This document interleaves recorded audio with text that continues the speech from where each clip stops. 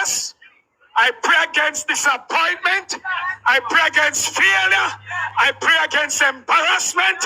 I pray against, oh God Almighty, mental disorder. I pray against confusion. I pray against mix-up spirit. And I declare that he will think straight.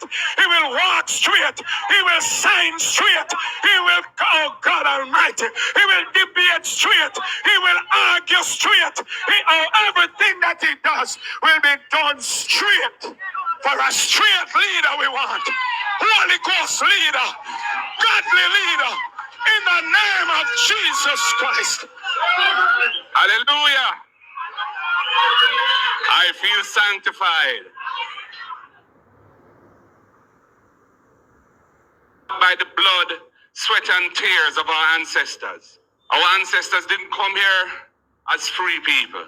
Our ancestors didn't come here as free people. Blood, sweat, and tears of our ancestors. I pray against, oh God Almighty, mental disorder. I pray against confusion. I pray against mix-up spirit. And I declare that you will think straight. Hello, everyone. Welcome to Jamaica 411. I hope I find you all in very high spirits, in good health and wealth.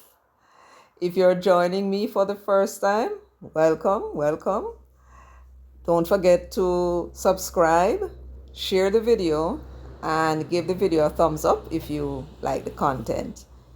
If you're here with me, as usual, my regular viewers and my subscribers, thank you so much for coming back and joining me again. You are very patient because, I can be very windy. And I appreciate you listening and spreading the word of what it is that we have to say here. And I also appreciate the comments, irrespective of what it is, whether you're agreeing with me, you're disagreeing, or you are bigging me up. I appreciate all of the comments because we're all here to learn from each other. So don't be afraid to comment. And also listen to this video right through to the end.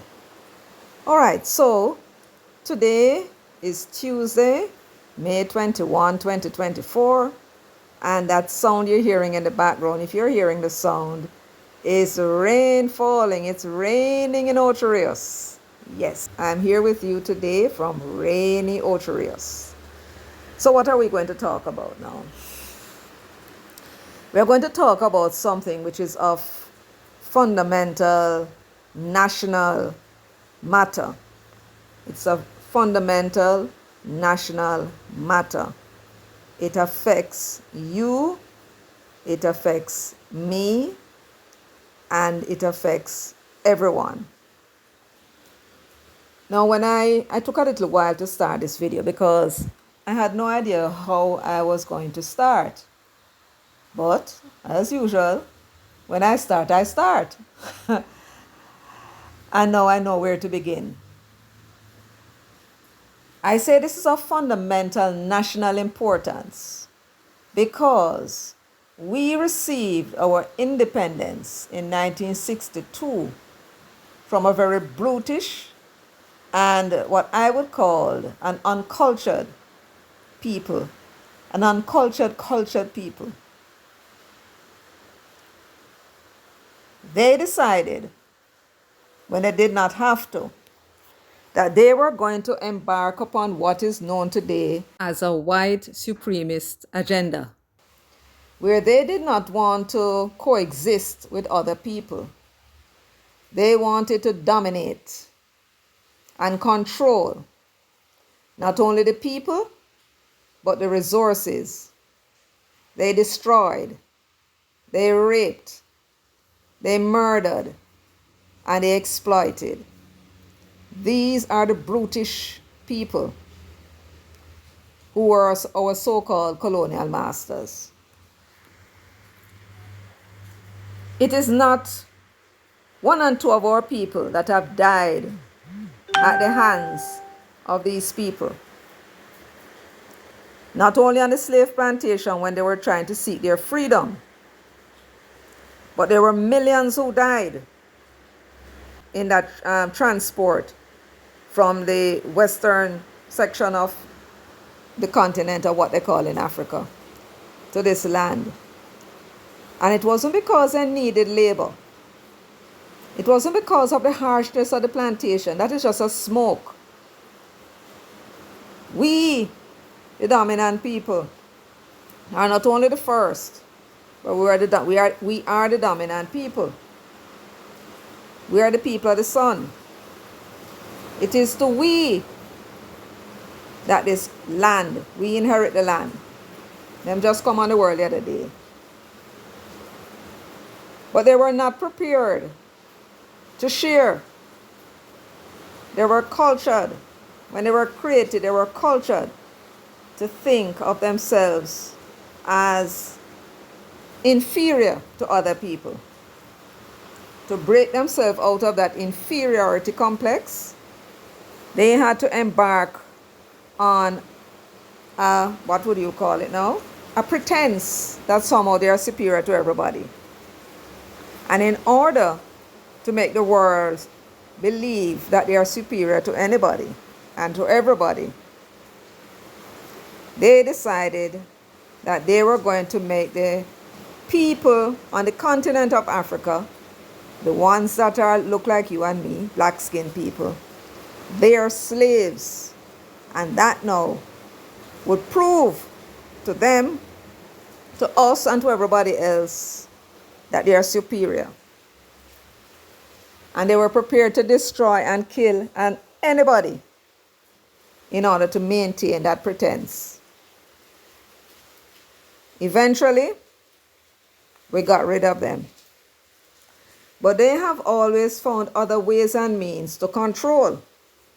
They soon realized while everybody is around the world making a lot of noise, they want the freedom, they found another way to control without actually appearing to control. And that is by having some, what would you call it now? Puppets that they left in place to manage a constitution that was put in place to ensure a continuation of what it is that they left, which was what established their control. And we find, like so many other countries, that we cannot progress with what was left behind.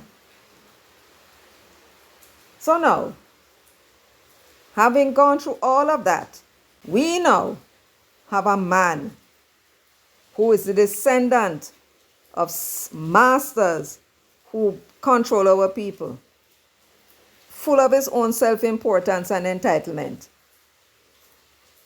looking down upon us as black people because we were once his slave. Remember, his ancestors are gone away now. His ancestors living in him just as ours live in us. And we were once his slave. Now he and his Tapanaris friends, because them think we fool, would like him to be the one to return them to the days when them run things.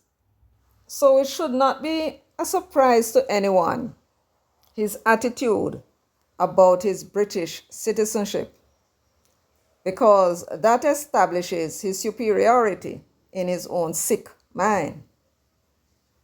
Because no matter what they do, no matter how much money they have, no matter how much gold they have, no matter how much big cities and all the lights and all of that, they can never be the dominant people because they are not the people of the sun. They are not people of nature.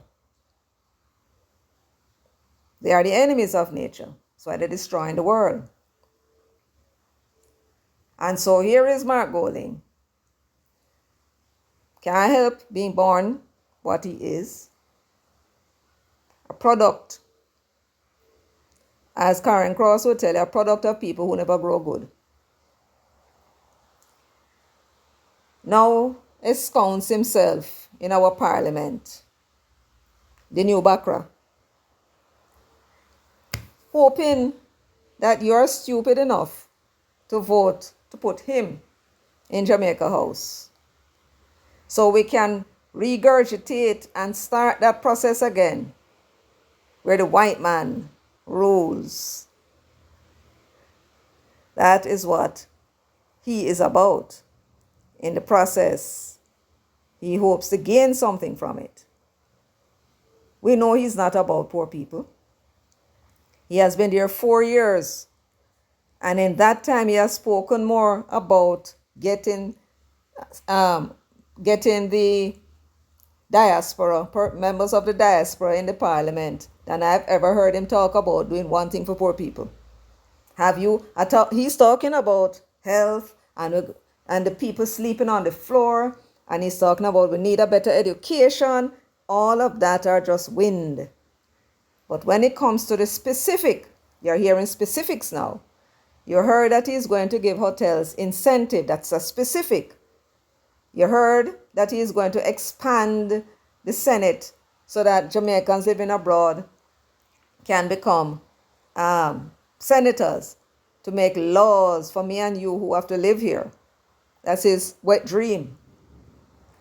And you hear him talking about people with dual citizenship must be allowed to sit in the parliament, like he calls himself a dual citizen.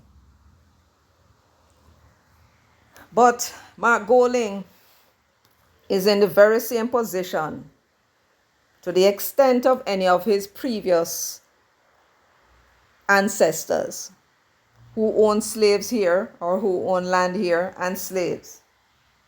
They had a British passport because in those days you couldn't have anything else. You're born in Britain, you're British. And in order to maintain the imperial power, your children and your children and your children and children, they carry a British passport. The slaves don't have no passport because they are supposed to be owned by somebody. That's how it worked. So in the past, in Mark Golding's previous lives, he would have had a British passport. And even if he was born in Jamaica, or even if his four parents had children that were born in Jamaica in 17 something, 16 something, 15 something, I'm just giving a scenario, they would still have a British passport. And their allegiance would be to the king or the queen, never to anything called Jamaica. And that is the purpose of having a British passport. No matter where you are born, you're still a British. So you adhere to the rules, the regulations, the laws of the land. And if you do anything outside of that, you could be charged for treason. So Mark Golding is in the same position as his slave-owning ancestors, Benjamin and Esther Nunez. I don't know where they were born. But let us say for argument's sake they were born in Jamaica. They had British passport. So they're British. Mark Golding said he's Jamaican by virtue of his birth because the Jamaican Constitution says so. Once you are born on the island, you're an automatic citizen. I don't think it's the same for the children of diplomats. Probably a little different. So Mark Golding is the same position as his slave-owning ancestors and any of their children that might have been born here. They all carried a British passport, but they were never, ever considered Jamaicans. Mark Golding, though, by virtue of the Constitution, is considered a Jamaican. But that is a designation he has spurned all his entire life. He, in all his entire life, has looked down on this country with contempt and disdain. That's what that word spurn means. And you say, but how you know that, Michelle? Why you say something like that? Mark is a nice guy and he's a good patriot. That is what he's showing you. That's the face that he's showing you. But it's his action which tells you who he really is, as is the same with everybody else. His actions is what is going to condemn him or lift him up. Now, I'm going to ask you a question, Mark. When was the first time you applied for and received a Jamaican passport? When was the first time you applied for and received a Jamaican passport bearing your name? Is it true, Mark, that the first time you applied for a Jamaican passport was in 2012, after you were named a minister, after the PNP came to power and you were named the Minister of Justice? Was that the first time you applied for and received a Jamaican passport?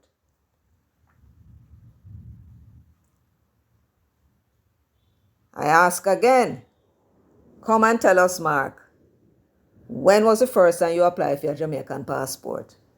You see, when you said in that report that when you were coming into government, when you were coming into the Senate, you said you had your Jamaican passport before that, and that made me suspicious. Because what is the necessity of you saying that? It's obvious. I mean, if you're a Jamaican born here according to you, you're born here, and it's natural that you would have a Jamaican passport, even if you have a British passport. Yes, that's normal. Except it's not normal for you. Because you did not have a Jamaican passport until 2012. That is an extraordinary thing, Mark. Because it tells us what you think about Jamaica. And for the Jamaican people, let me explain to you. Because I know sometimes we criticize those persons that call Windrush. And we said, you can't be people in country for 40 years and you don't have no this and you don't have no that. You know why? Because when they went to Britain, they never thought of themselves as English. They were always Jamaicans. And so they always renew their passport. Always renew their passport. And they had no interest. Even when the opportunities came, they had no interest in applying for a British passport or British citizenship. That's the reason why they ended up in the position they were in. The British didn't like it. And that's why they ended up making rules. Because they took that as an offense. I mean, I would too. You're in my country. You assimilate with me, man. Accept me. You can't be in my country and talk about you don't want a citizenship. That's an insult. And so they were prepared. Yes, they want to make a lot of noise. But the idea of getting a British passport, they did not want to have. That's how committed they were to their own country. Even though they went away to seek opportunity elsewhere. Mark is in the very same position. Mark does not like this country. He loves the British people. Yes, he's here because this is where he's making money. And this is where his family is. His mother and his father and his sister were here. Right? According to him, he grew up here. According to him, he grew up here. And if he grew up here, this is where his friends are. So it's going to be difficult for him to move among people that would, it will be tough. This is probably how he's seeing it. So he'd rather be here. Some people, when they have the British passport, they just suck up themselves and they go to England and go live amongst them because those are the people they want to live amongst. They want to live among English people. That's the people that they feel comfortable around. So Mark Golding got his British citizenship and his British passport by virtue of descent. You heard him say that, right? What does that mean? Under the British Nationality Act of 1948, it is that act, the operation of that act, that Mark received his citizenship. It says here, subject to the provisions, this is now section 5, subsection 1. Subject to the provisions of this section, a person born after the commencement of this act, which is 1948, shall be a citizen of the United Kingdom and colonies by descent if his father is a citizen of the United Kingdom and the colonies at the time of the birth. No, it goes on to say, provided that if the father of such a person is a citizen of the United Kingdom and the colonies by descent only. In other words, if his father was himself a citizen of the UK by descent, and them tell you what would happen, but his father was not a citizen of the UK by descent. His father was born in London. His mother was born in Scarborough, England, on December 24, 1931. The event date that you're seeing there is when she was registered. And all his families are either from England, Australia, there are Russians. I do believe he has some even from Holland, and so on.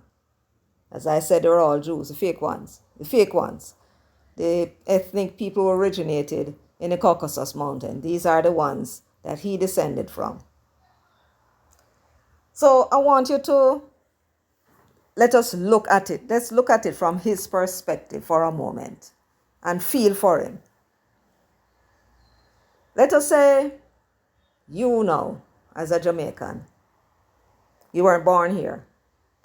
Your parents traveled to work in the United States and got married, and you were born there. You are the first generation of your family born there. You have no connection with that place whatsoever, not in your blood, nothing in your bloodline. Therefore, your neighbor string not tied us up, even though that's where you were born, right? All of your familia, your family are from somewhere else, from Jamaica, right? Now, let us say for argument's sake, Jamaica had a law, and we might consider it, because, we love our children. We could consider it, making a law in Jamaica which states that if you are born outside of Jamaica to a Jamaican parent, either one or two, or we can say to two Jamaican parents, you are automatically a Jamaican citizen, just as if you had been born in Jamaica, right? If we can do that, but we'd have to go and consult with the people abroad and say, what do you think about that? I mean, that would be something, because now your children would be an automatic Jamaican, and they can come and, be with the family. As it is now, once they're born over there, they are American citizen of Jamaican parentage. That's how it works. So let's get back to it now. So you are there, and you're the first generation. Them other people don't even talk like you. You try to talk like them, right? You don't look like them. You're not like them at all, right? Everything is different. You're from a different race from the majority people, especially if you live in a white area, right? You're going to feel an affinity to Jamaica. You're going to want to eat Jamaican food because that is what you were eating as a child. You're going to want to wear Jamaican. You want bami and you want breadfruit and all them things because that's what you grow on. You want to hear reggae music and Jamaican music or gospel music, whatever it is that you're brought up on, that's what you want to hear, because that was what you were fed as a child. And your affinity is. Now you have a Jamaican passport. I'm putting you into it now, you have a Jamaican passport. But you can, because by virtue of your birth in the United States, which also says you're a United States citizen, right? Because your parents live there and them have a Jamaican passport, but they never took the trouble either to get their citizenship, not even a residency. They didn't have to. Let us say the U.S. law allowed it. So, how do you feel now? How do you feel? I want you to feel it, How do you feel about the idea of getting a United States passport? You're going to feel a little way, don't it? Talk truth. You're going to feel a little way. You're going to feel like you're betraying your family and betraying yourself by getting a passport or applying for, or, getting a passport because you're already a citizen, you're going to feel away, talk truth. Yes. I mean, I have the opportunity to live it there too. And I tell my mother, I say, no, no, no bother with that. I am quite comfortable. No matter what happening in Jamaica, I will live and die with it. So I understand. And that is no problem for him to feel that way. He's a private citizen and he's entitled to feel how he feels. But when he's going to take up himself now, when you are living in the United States, going to take up yourself now, put yourself in the shoe. You're in the United States. You have a Jamaican passport. You have no interest whatsoever in getting an American passport, even though you're born there, because of your loyalty to Jamaica that you feel.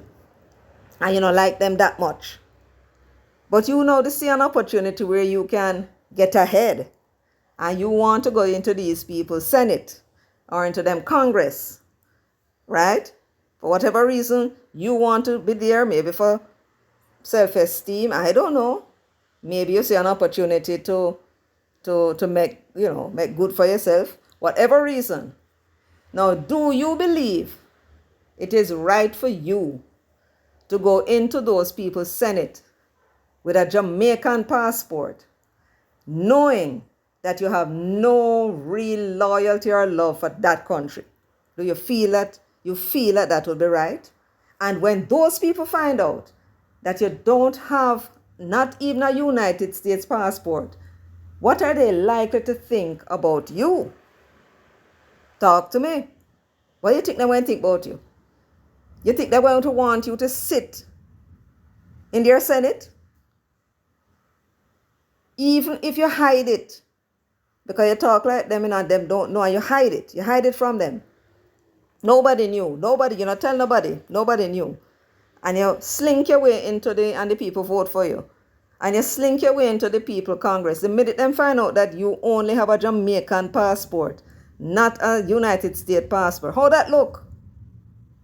And when you're told, look, you can't be in this position unless you give up, although the United States don't require you to give up your citizenship, right? But they may say for you to be in this position here, for argument's sake, you don't look good. That is what people may say.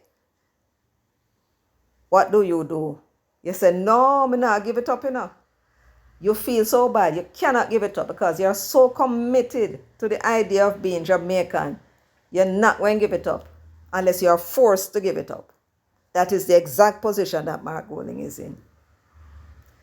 When Mark Golding come telling you about him love for Jamaica, it's a damn lie. Just as him lied and tell you that his father was put in charge of the polio medical response is a damn lie from the pit of hell, and him still repeating it even though him know it's a lie. It's same as him tell a lie about him love Jamaica. Him don't love Jamaica. When you see him come parading his wife, nobody never used to see his wife before. Get her pregnant, his father forced him to marry her. All this lovey-dovey, he just pretends. Because he wants something when he wants to be put in Jamaica House. Because he wants something from Jamaica House. And only we alone can give that to him. Give him the opportunity. From 1960, from he was 18 years old. And he would have been 18 in, 65. 1983, that's when he would have been 18, if my maths is right. In all that time, after he became 18, he never saw any reason or never wanted to have a Jamaican passport. He had a British passport and he renewed the British passport. He renewed the British passport in all that time. He would have gone through trouble to renew the British passport. Why did he not want a Jamaican passport? Ask yourself that question, because he did not want to associate himself with this country. He was a white man, a privileged son. His father was this and his mother was that, and his family is tara nat, coming from old slave money for the most part. That's where they got the money from. That's most of them anyway, right? And he was not prepared to get himself a Jamaican passport because that was not what he's about. Una black people, what wrong with you know? Why would he want to be associated with you? He wants to be associated with his own kind. That's his heritage. You want the man give up his heritage. But he won't come sit down in your parliament and come make law for you. Mark Golding is a representative of the British Crown. Mark Golding is a representative of the British Crown. You think it's a joke? Let me ask you a question. What do you think would happen if Britain were to declare in its own national interest that it's going to either go to war, sever diplomatic ties, or enter into some kind of diplomatic incident with some other country?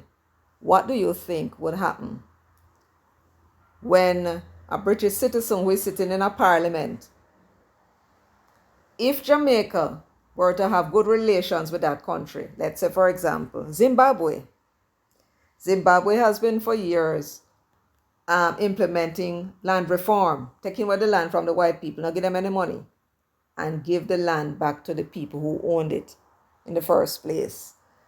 The British has sanctioned them for quite some time. What if something were to happen and Britain decide to intervene?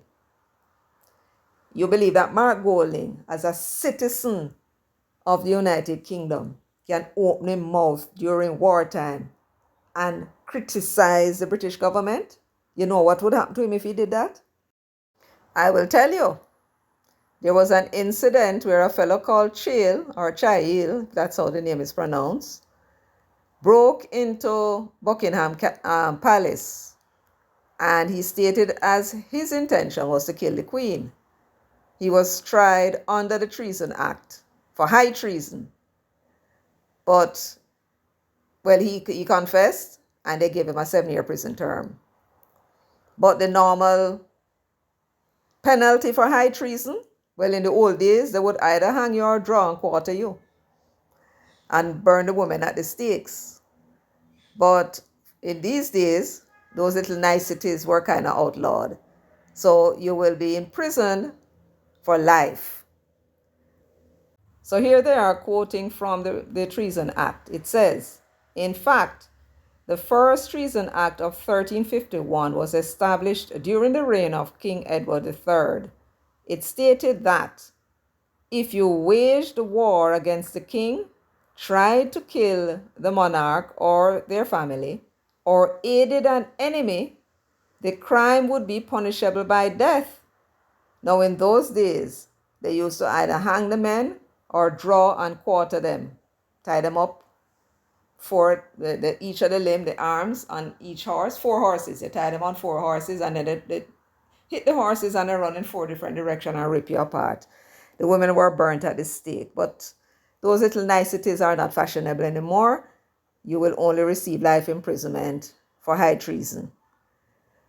So they said the punishment in those days was death.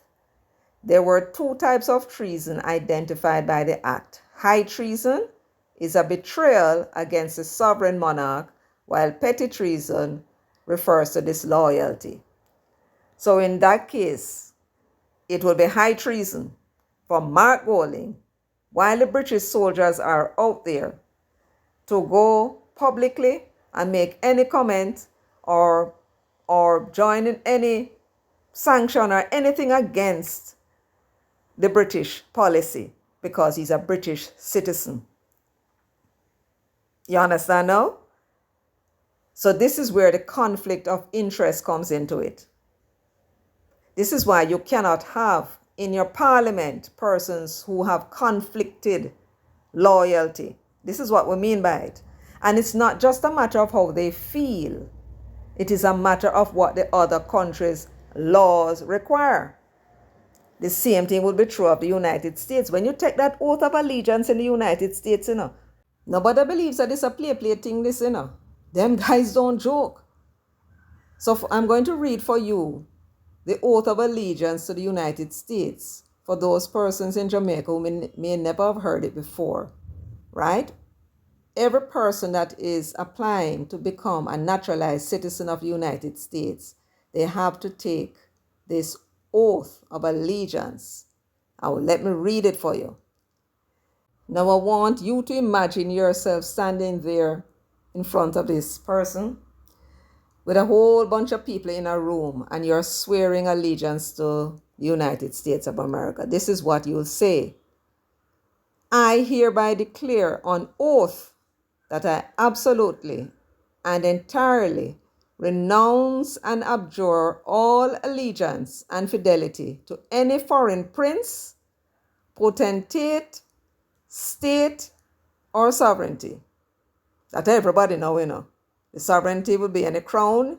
So all British, if you're a British citizen or a Saudi Arabian subject or British subject, you are saying that you are renouncing any allegiance to them.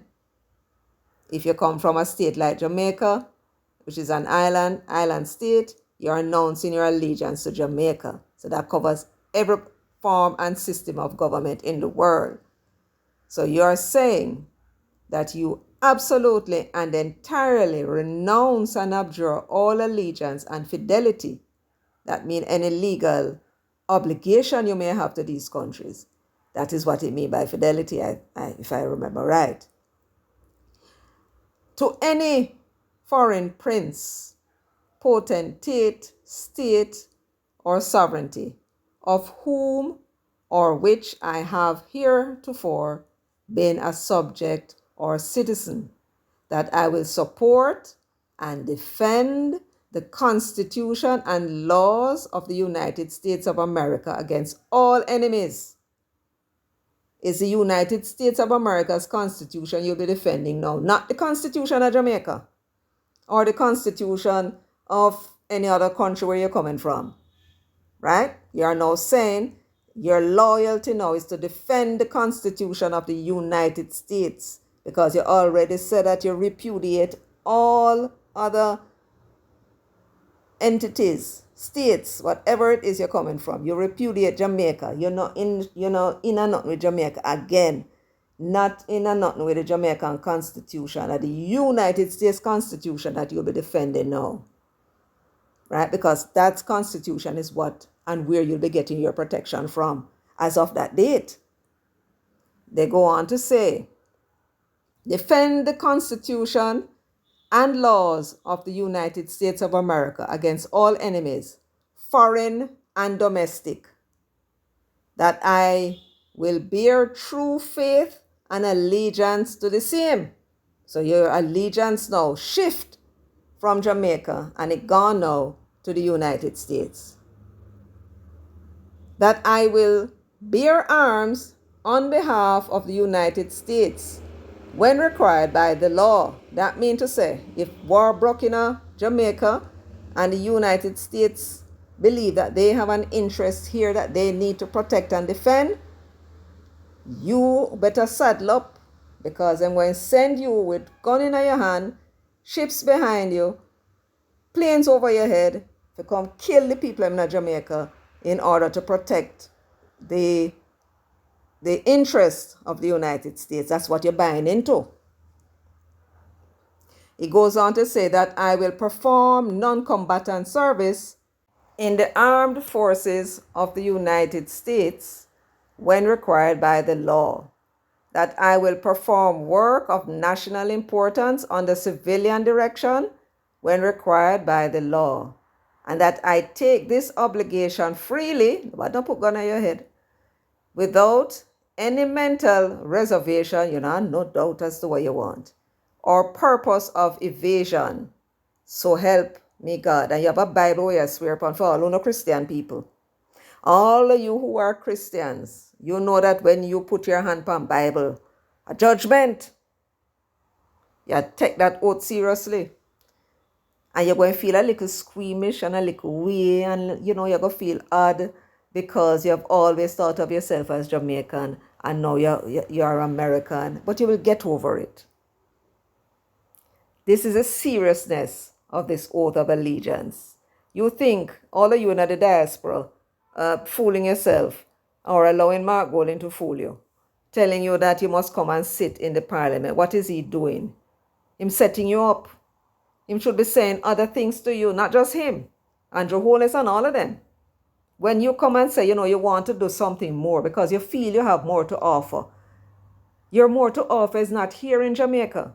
You're more to offer in the parliament. What you think you're going to do? Sit down with 63 people and you will go on for 10 years and never get nothing accomplished. That is not the way to go if you really want to help. If you really want to help, you stay right where you are. You stay right where you are and you can do far more for this country than simply for sit down in a parliament and make law. Why you don't go waste your time with that? No. We have a very serious export problem, which is the reason why the country has never been able to get out of the problem it's in, apart from low wages, which is another story. Right? We have a problem with export. We are importing far more than we are exporting. And there is where we need the help. We need the help with you guys over there. That's where you must be. It is of benefit to us that you are there. The remittances is nice and it's wonderful. But you coming to sit in the Senate, 2 seats in the Senate, that might be good for your ego. And perhaps even your self-esteem. But what does that do for you or do for the country? That's the first thing. The second thing is, you will not be able to pass not one jot of law that is beneficial to the Jamaican people. If that law is against the interests of the United States of America, you could be charged for treason. At any rate, because we are them friends, they're not going to put you through that. They will come and whisper in your ears and make you know that law can't pass. Why would you want to put yourself in that position? Why would you want to put yourself in a position of conflict where your loyalty and your allegiance is now to another state? But you want to do something for Jamaica because that's where your roots are. You want to help us because you know we're in a problem. Well, guess what? You cannot help us by being in our parliament. You're going to cause problems. So do not attempt and allow these people to come tell you foolishness about them putting you in the parliament. That is not where your best help could come from. Your best help would come from you being over there. Believe it or not, most of the things that are exported from Jamaica, especially the food kind, is you guys buy it. You guys buy it. And when you buy the goods over there, it is very good because it keeps people employed here. That is to me, that's the most important thing. What you are sending home to your family, that is your personal business. And no politician shouldn't be out there talking about money that you sent. I mean, this is disgraceful. Money that you sent. Don't talk about those things, man. Talk about the things, the way you support Jamaica abroad. Because if you come here, I'm going to tell you now, if you come here and you try to sit in our parliament with a dual citizenship, it's going to be nothing but problem for you and for us. And you're not going to feel satisfied at the end of it all. You're going to be wasting your time. So don't listen to these politicians and them foolishness. Now, let us move on now to this constitutional matter. You're not going to get a lot of paperwork from me this time, reading this and that. It's pure commentary. The constitutional matter. I cannot help but notice this discussion about the Constitution. And it seems as if Mark Golding, and I speak of Mark Golding because he's the one that you hear speaking about it. He keeps talking about this is not satisfactory to us. This is what we think should be done. This is not how we want it to be. That's all he's talking about. We. Other times he talk about I am of the view that we should have people dual citizen in our parliament. Mark Golding knows no damn thing about nothing at all. That man is not a well man. He does not know anything about anything. So when he's telling you certain things, he's talking off the top of his head. No research. No research. I mean, little me went and all I had to do was to look at the Treason Act of both countries, the United States and Britain, and all of the other countries will have the same thing. Right? It is their law that matters to them. And you are going to have to I mean, let me put it to you this way. When you're born in Jamaica, you don't swear an allegiance to the government. I'm not even sure if you have any obligation to the government other than paying your taxes. You chat as you like, right? That is when you are born here. But whether Mark Golding or others believe it or not, that very same Treason Act of 1351 also applies in Jamaica, because when we got our independence, the laws that existed before continued in Jamaica. You can read section 4:1 of the Constitution, which speaks to existing law. I won't read it for you today, but I will tell you what it says. It basically says that all laws that existed in Jamaica prior to the coming into effect of the Constitution of Jamaica, all those laws are carried forward into independent Jamaica. Any laws that were made but not enforced, meaning to say it didn't come into effect, those two are brought over into independent Jamaica. That's what this is saying. And it is saying that where you need to amend those laws, the parliament would amend those laws and modify them to have proper force. For example, you have the laws in the past that spoke about the governor. All of those words that said, wherever in the laws it says governor, it will have to be changed to governor general. You understand? So that is what it's saying. And then, so they must be reminded that one of those laws that were in the past, which was brought over into independent Jamaica, which means it's still on the books, it's that Treason Act of 1351. Remember that.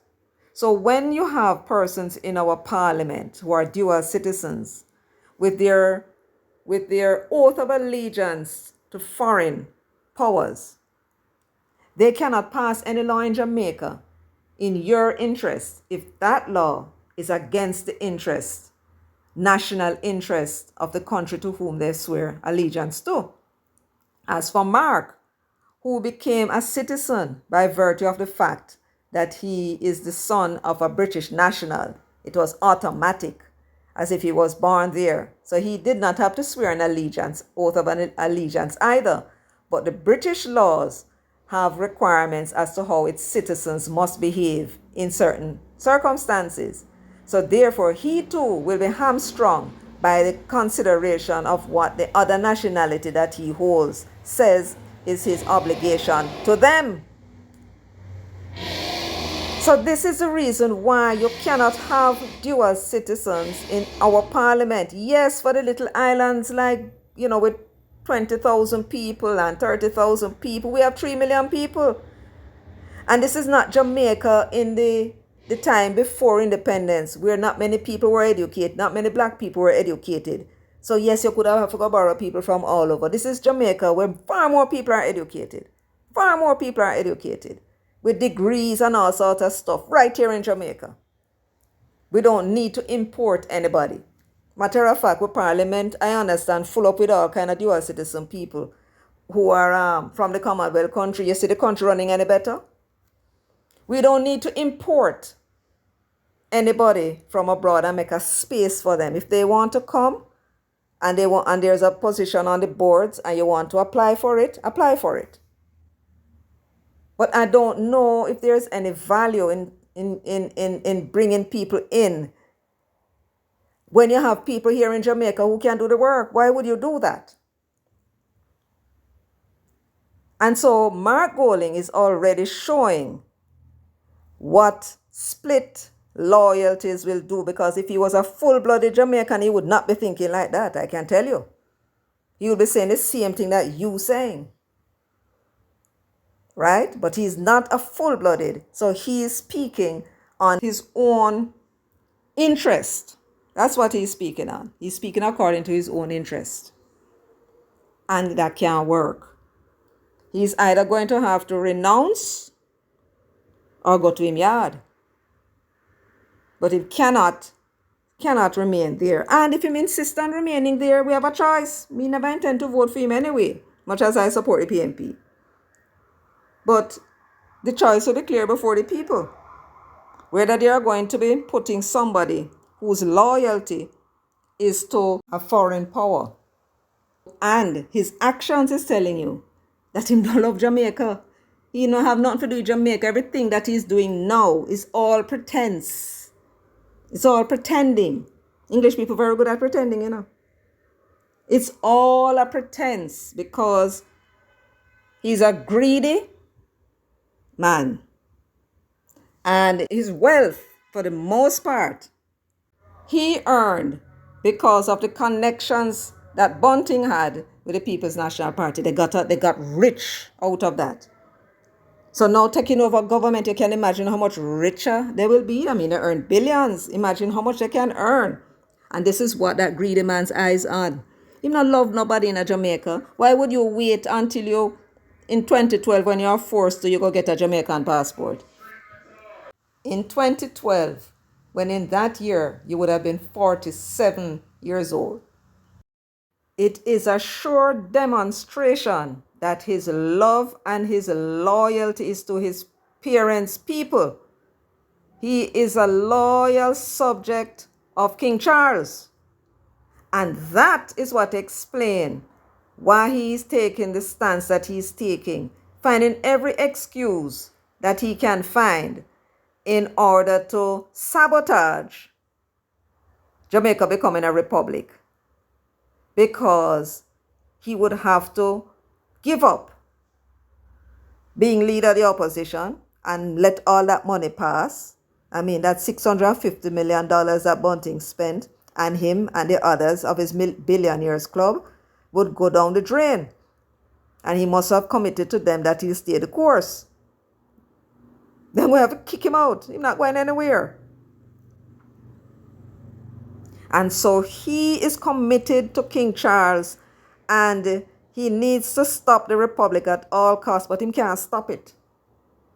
He can't stop it. He's even threatening that if the government don't come and talk, he said we can't stop them. If they want to go ahead, we can't stop them. But you know, they have to bring the matter to Parliament, and the Constitution gives us powers. What do you think he means by that? He means that we can stop them. But apparently never read the Constitution good.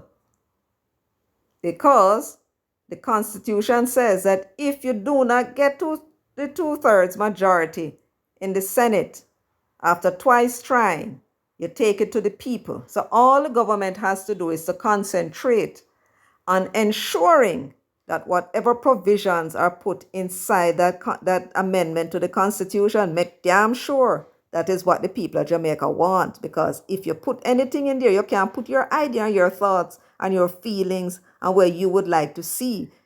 If that is not what the people have envisioned for their future, you can't make it pass. Because you're not going to get enough people to go out there. And don't forget, it's a referendum.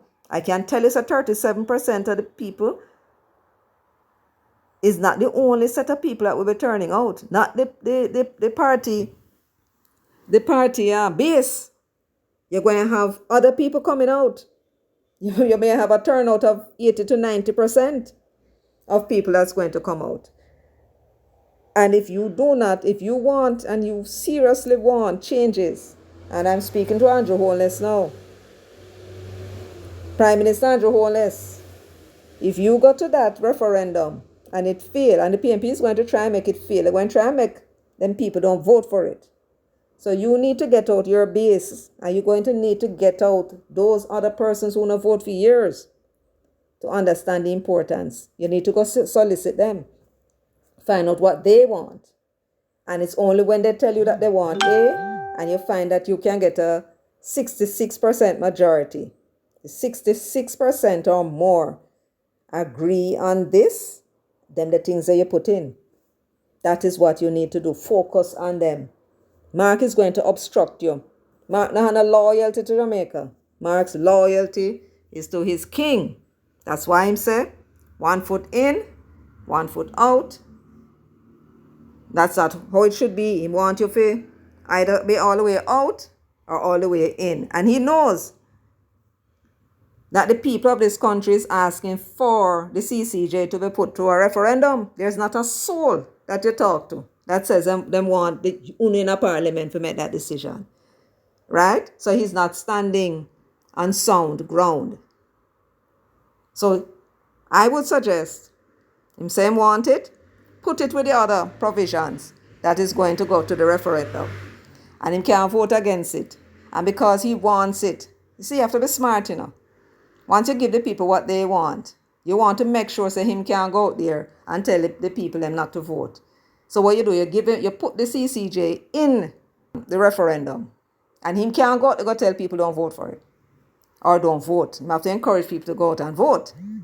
And then we will get the republic that so many people want after so many years. And you would have made a name for yourself. And believe me, if you can bring this thing off, me will have to change my mind about you, Master. And say, yes, when it comes to diplomacy, you really know what you're about. But until such time, let's see what happens. So the idea of dual citizenship should never be allowed in our parliament. Should never be allowed in our parliament, not to mention residency visas. Whether you want to be green card or whatever you call it, you have the right to reside and work in another place. You don't need to be in our parliament. You give it up. Again, you can use that when it all goes south for the rest of us. And when pressure reach you, you take it and you leave. When pressure reach we have to stay here and fight and lose our life over it. So it's not tenable, and it's unlikely that if the government goes and put that into any constitutional amendment, the people will not vote for it. So it's going to fail. And depending on how the referendum is structured, it may cause the people, because they went in with a negative state of mind, to vote no to the other provisions too. And I don't have to tell you, Andrew Holness, Prime Minister, that if you fail in that referendum, you can kiss that third term goodbye. So you're going to have to be wise. You win and you succeed, smooth sailing for the election. But I am telling you now, I hear you talking foolishness like Mark Golding about you want people with dual citizenship in the parliament. The people don't want it. The parliament don't belong to you. You go and make the decision. But whether you yourself stay there or not depends on what you put in that referendum. And if you want it to fail, go ahead. Go and put in the referendum that you want people who have dual citizenship and residency visa to sit in parliament. If I were you, Prime Minister, I would make it a separate line item and make it be clear that it's a second line item, and put all of the ones you expect the people to say no to together, including the CCJ, and keep all the ones that you expect from survey, from canvassing, where the people say they want and you have reason to believe that they will vote for it. Put them together, and that way it will be easier for the people to respond. But that is just my 2 cents worth. Thank you so much, everyone, for listening to me. Thank you so much for stopping by, keeping me company. I will catch you next time. But before I go, please remember to subscribe if you have not done so already. Like, share, leave a comment. So until next time, walk good.